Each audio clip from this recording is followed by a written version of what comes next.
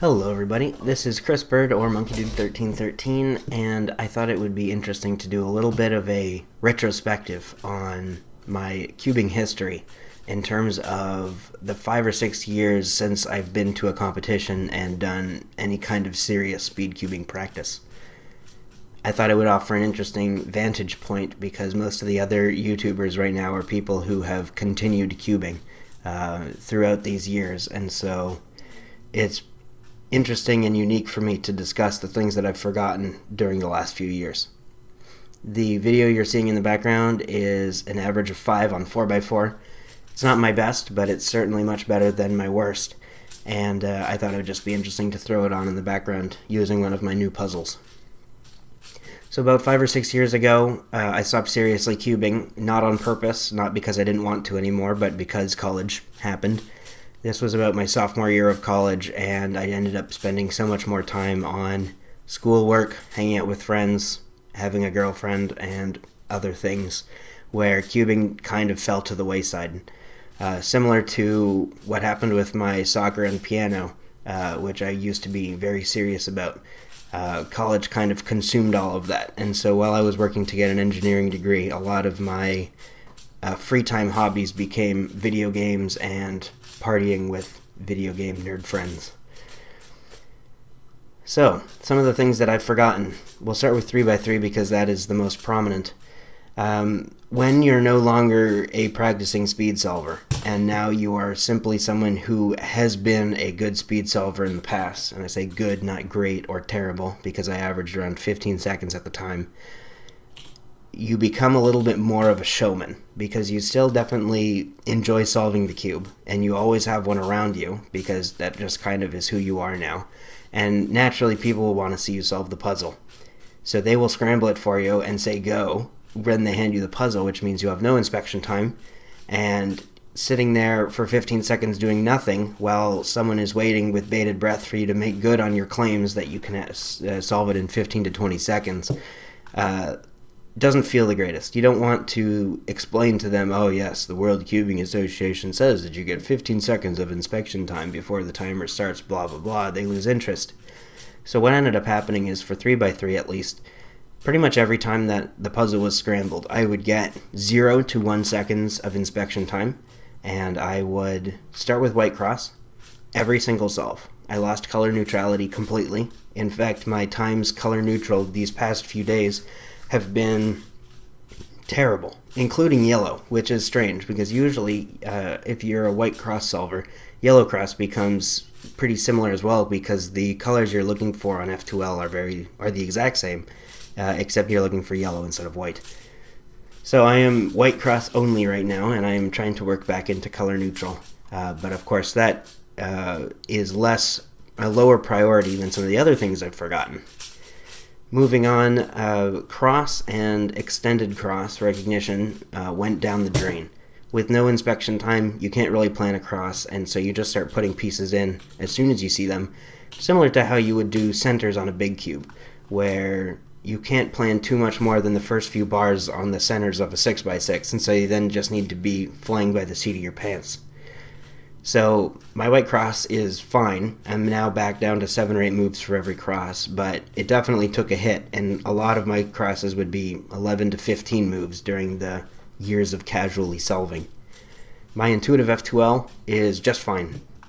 Since it was intuitive and not purely algorithm based, it really became something of a second nature, where I was thinking through how to insert every single pair every time, and that became a second nature, which meant that I'm not trying to recall an algorithm for some esoteric set of RUs and Fs to try and insert this pair into this slot. I know how to match them up and how best to do this without even mapping it to an algorithm, which means that you keep it in memory for a lot longer. My OLL is where I took the biggest hit. Color neutrality is not the biggest deal. You can definitely be sub 10 with white cross only. And extended cross is nice but not required. But I forgot 21 of the, I think, 57 OLLs, which is a lot. That's almost half, and that is quite a big hit on your times and quite a big hit on your consistency, because this means that maybe a little bit less than half of your solves are going to have an extra 2 or 3 seconds added onto it, because you have to spend two-look OLL rather than one look, which doesn't feel very good. But what really got me back into competitive speed solving, and of course I haven't gone to a competition yet, but I hope to, what really got me back into it was when I realized I had forgotten the end perms. And as we all know, those are some of the least common PLLs that come up. But I had never had to do 2-look PLL before. And so when I realized that I couldn't do the end perms, and I sat there staring at my cube after getting an end perm in one of my solves, and I wasn't able to figure it out. I was trying to remember all the moves. I thought I knew the first 4, but I wasn't sure. And of course you want to do this all from memory, and so you're sitting there dumbfounded at a case that you know how to solve, but you can't do it. And it's situations like that that really light the fire under you to get back into it, because I was like very embarrassed. And of course you can't call your mom up and say, "Mom, I forgot the end perm," and she'll say, "I'm sorry." You know, it's really something that you internalize on your own, and when you've forgotten it, really only you realize how big of an issue you feel it is. And so that's what got me back into speed solving cubes again. So that was my 3x3 things I've forgotten. In terms of big cubes, I'll say that I solved maybe one big cube 4+ every month, at most. And that is because it takes longer to do. They generally turn less fluidly than 3x3s. Harder to have people be interested for a minute while you solve a 4x4. And just in general, those are probably the first things you're not going to use if your repertoire is 2 through 7. So, my look ahead on big cubes is slowly improving, but it's still pretty bad. And solving, the hardest part about the solve is the first 8 edges, because my look ahead is dismal on those. I still use Yao method on 4x4, and I never really stopped doing that. And on 5 through 7, I still just use freeform reduction, where centers first, then edges, etc. So now it'll be interesting to go in and talk about my plans for getting better. I've relearned all of the OLLs that I've forgotten, so now I am truly a one-look OLL, and I relearned the end perms, so now I'm truly one-look PLL as well. And my average is now back to around 15 seconds, which is where it was 5 to 6 years ago. This is quite pleasing to me, because I was worried that it was going to take a lot longer to get it all back. But some things truly never die. I guess it's really like learning to ride a bike. In terms of big cubes, with how fantastic new cubing hardware is compared to how it was 5 to 6 years ago, I have no interest in solving any cubes that I previously had in terms of speed solving. They all run a lot slower and feel a lot more sluggish compared to the Wuchui 4x4M that Speedcube Shop sent me.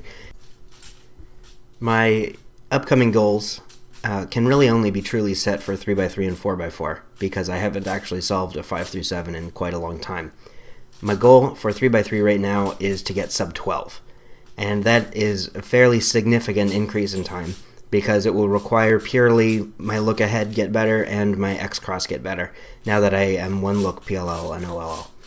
For 4x4, I want to get sub 1, as I mentioned earlier, but I'd actually like to be more sub 50, but that of course is another big jump that will come with dedicated practice.